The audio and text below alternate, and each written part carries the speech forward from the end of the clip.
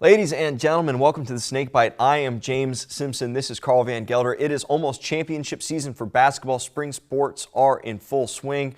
Hockey, we've got some results for you guys. I know much awaited. And now let's just roll that intro.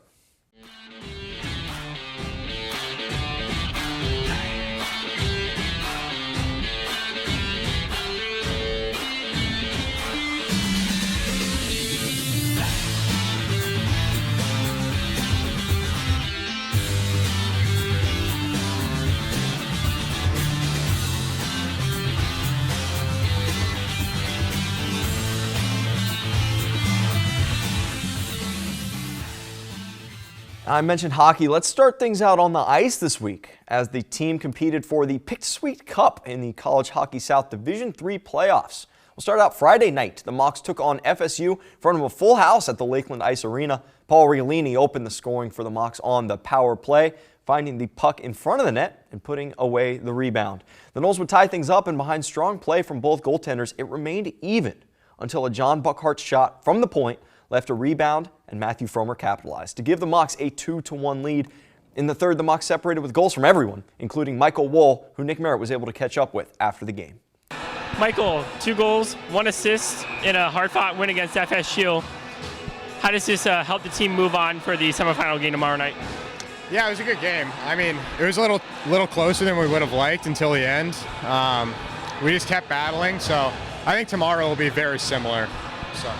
You guys were tied at 1 after 20, got a go-ahead goal in the second before things really opened up in the third.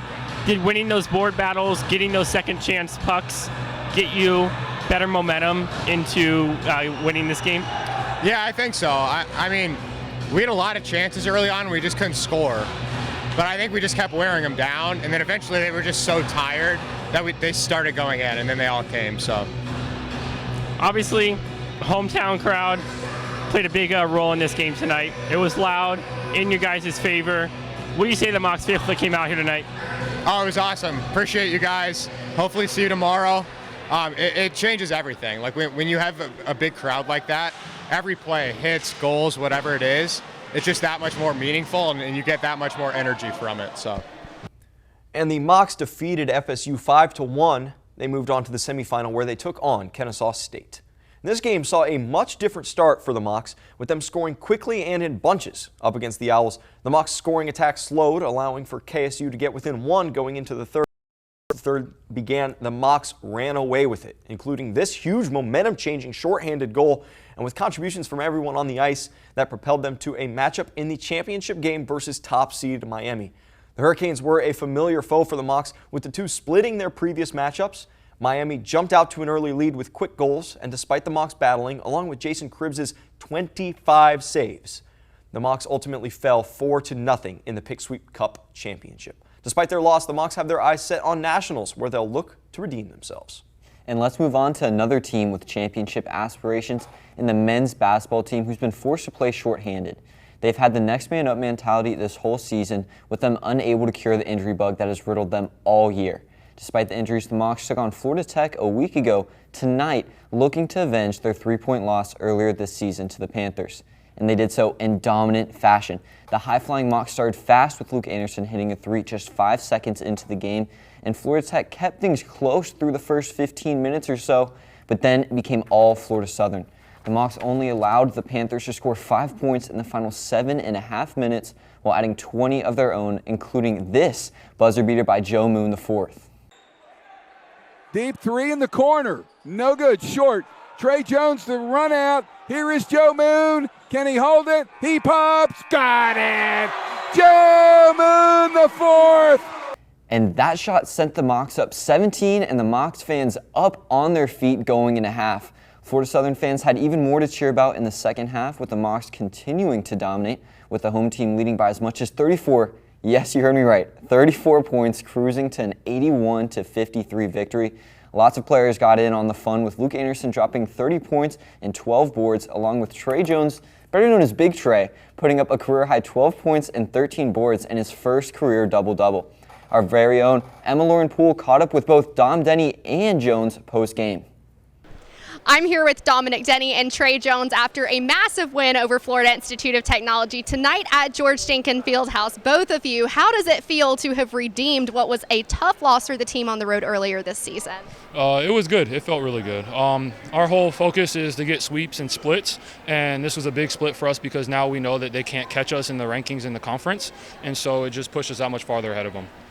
And a double-double for you tonight, Trey. Congratulations on that. What was your mindset coming into the game tonight in order to accomplish that? My mindset is just play as hard as I can when I get on the floor. I don't know how many minutes I'm going to be in, whether it be 5, 15, so I just try to play as hard as I can when I get out there.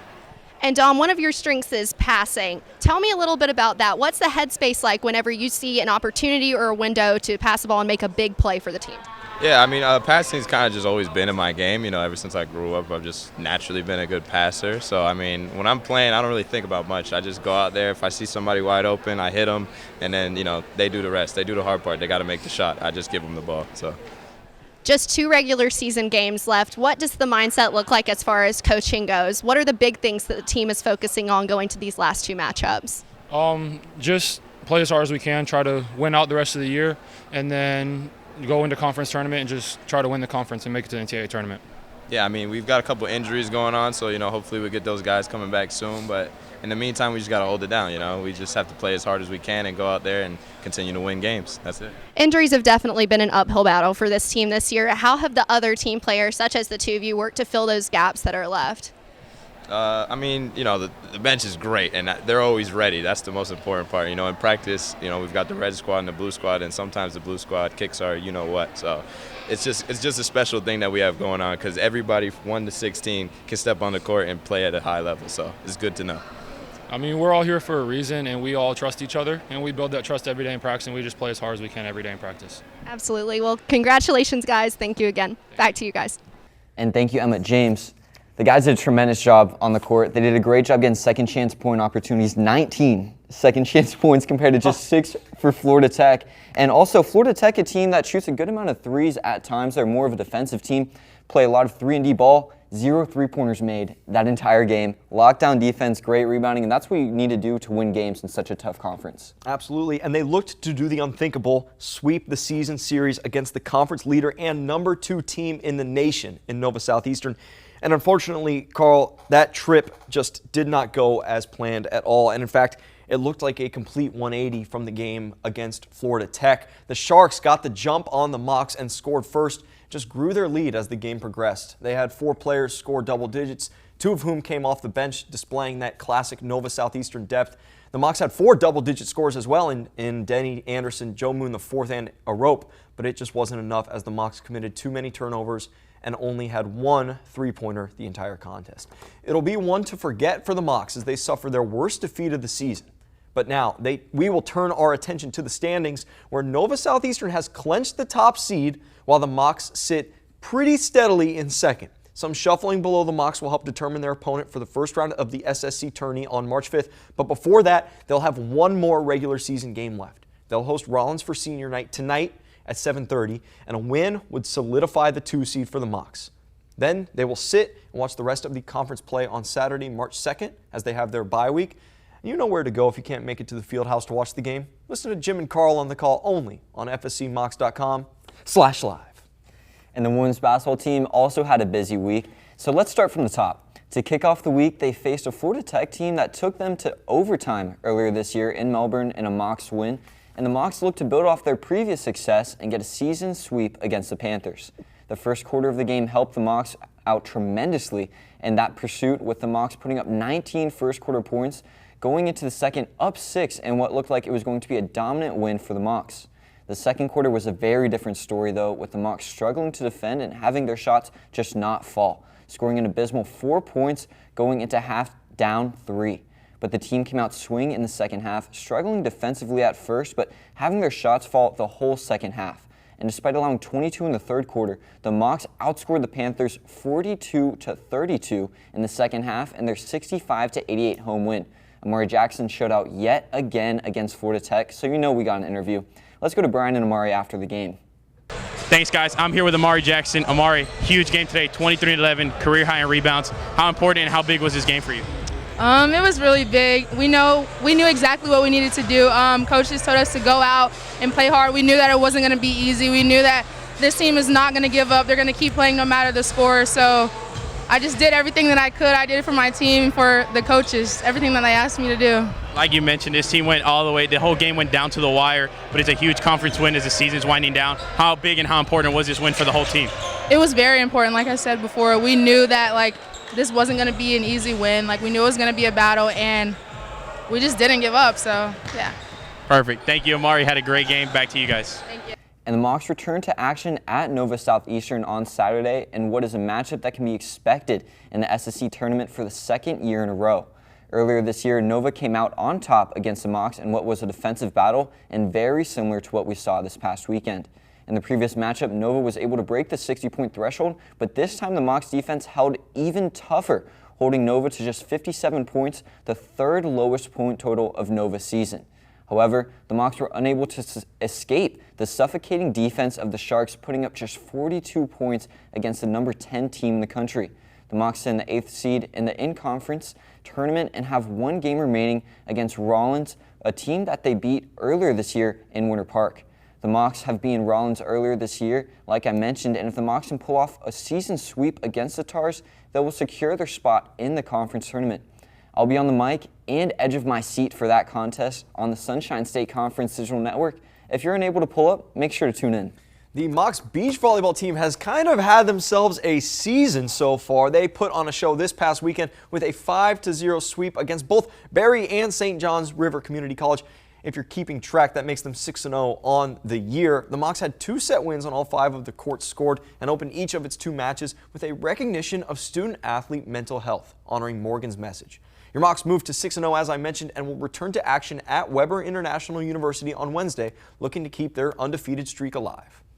Number 6, Adelphi University got the best of the number 2 women's lacrosse team on Sunday. Jackie Stoller and Madison Terrett led the Mocs with 3 goals apiece. Stoller also had 4 assists. Mackenzie Gahan spent the full 60 between the pipes and recorded 9 saves in the 19-10 loss. They'll be back in action when they host number 15 Wingate on March 2nd. The men's lacrosse team, though, managed to clutch victories from the jaw of defeat in their second overtime contest of the season. This one going their way. They beat Flagler College 15-14 after a very tightly contested 60 minutes of play. But let's add some suspense. The Mocs were down with 2 with 3.5 minutes left, and in just 75 seconds, the Chister and freshman Maddox Walton were able to work some magic. Chiz fed the ball down the right side of the field to connect with Walton, who found the back of the net before quickly scoring another to tie it up. The Mocs forced a turnover, racing down the field. Walton found Chiz for the go-ahead goal, putting the Mocs up 1, but the Saints tied it up, forcing OT. Flagler won the faceoff, but Joe Bucksbaum caused a turnover, fed the ball to Isaiah Thomas, who then found sophomore Caden Weich for the game winner. Bryden Robichaud led the Mocs with 2 goals and 3 assists, while Jacob Chiz, oh my goodness, 17 for 28 at the X, led the team in ground balls with 5 and added 2 goals to boot. Veteran Michael Simone has been excellent in goal, made another double-digit save for the 5th straight contest, already putting him at 60 for the season. The Mocs will return home to host Belmont Abbey on Tuesday, March 5th at noon. The Lady Mocs softball team took on Barry University in a 3-game home series against the Buccaneers, who have had the Mocs number as of late. The first game on Friday was a game that epitomized the series. The first inning was a pitcher's duel like the majority of the game, with both teams going 3 up and 3 down. In the second, Barry scored a run, and the Mocs responded with a run of their very own, following a triple by senior outfielder Skylar Ralston, which evened the game 1-1. Barry then scored 2 runs of their own and didn't allow another to the Mocs in the first loss of the series for Florida Southern in the 3-1 game.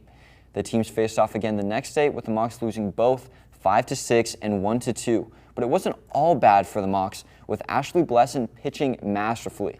In her first 10 innings of play against Barry, she allowed only 1 hit, but still received the loss in the 3rd game against Barry, in great part due to the team's 6 errors.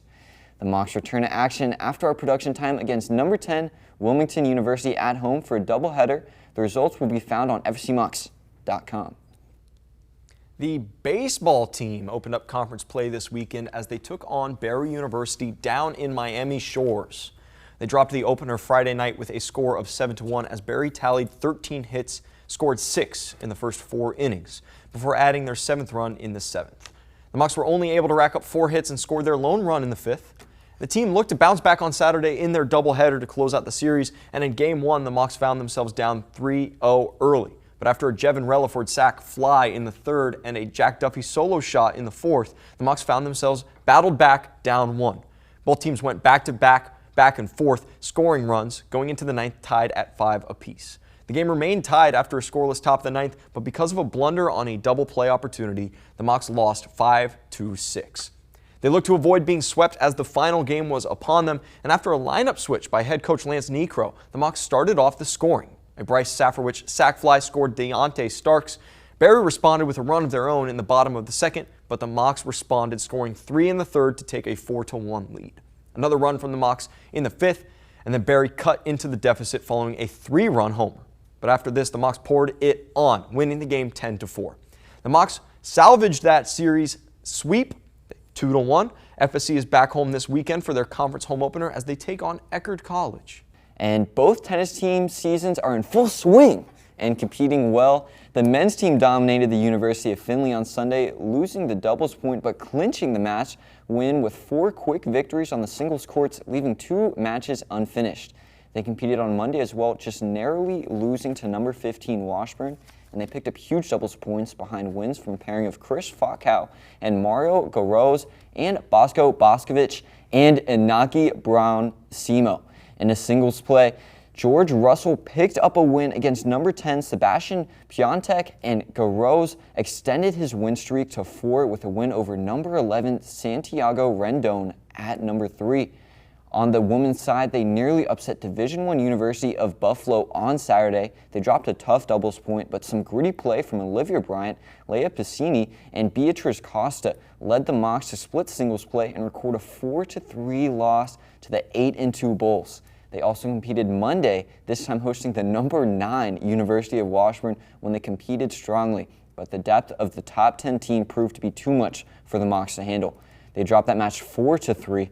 And the women will host Michigan Technological University on Thursday, February 29th, and then will travel to USTA campus in Orlando to take on Davenport University this afternoon. And be sure to check FSC Mocs for the upcoming news for the swim team, the golf team. Golf team right now in the battle in the desert. Can't tell me there's much better of a tournament name there. And guess what? They're winning the battle right now. They're doing a great job top of the battle. As of right now, 3 under par. You can find the results for that at fscmocs.com. That'll be up after production time. And be sure to tune in to Snakebite next week for some more swings and hopefully no misses.